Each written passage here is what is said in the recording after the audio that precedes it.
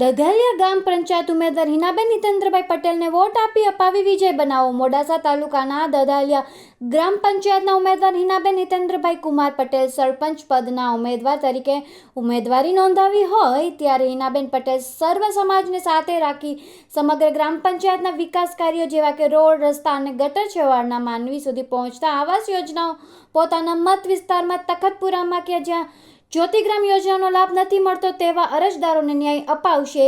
તેમજ દહેગામડા વિસ્તારોમાં પ્રધાનમંત્રી ગ્રામ સડક યોજના દ્વારા નવીન ડામર રોડ બનાવી આપશું। સાથે સાથે દધાલિયા ગ્રામ પંચાયત વિસ્તારનો સર્વાંગી વિકાસ કરશું। ગામમાં સ્વચ્છતા માટે ઘર ઘરની ઘન કચરા નિકાલ કરવા માટે સરકારશ્રીની યોજના મળતા ટ્રેક્ટરની સુવિધા પણ ઉપલબ્ધ કરવામાં આવશે। ગામની સમસ્યા તાલુકામાં જિલ્લામાં વિધાનસભા કે સંસદ સુધી રજૂઆત કરવાના પ્રયાસ કરશું તેવો વિશ્વાસ વ્યક્ત કર્યો હતો।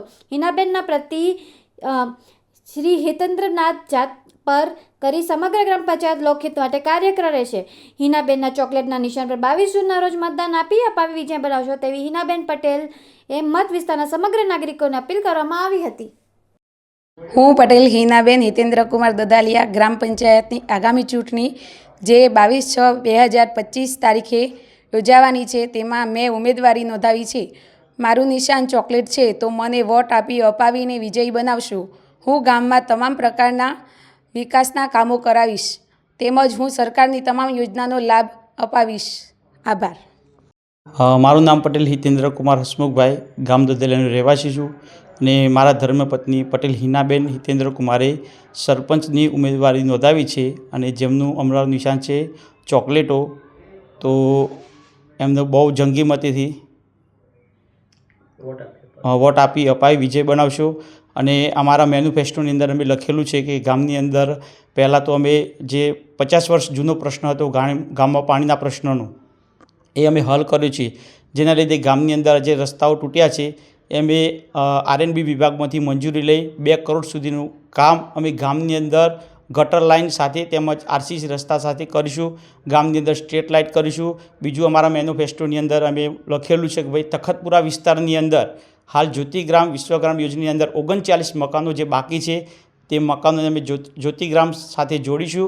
તેમજ દહેગામડા વિસ્તારની અંદર એ લોકોને જવા માટેની અંદર રસ્તાઓ બાકી છે જે R&B વિભાગમાંથી કરાવી તેમજ પ્રધાનમંત્રી ગ્રામ સડક યોજનાની અંદર એ રસ્તો લઈ અમે ડામર રસ્તો બનાવીશું।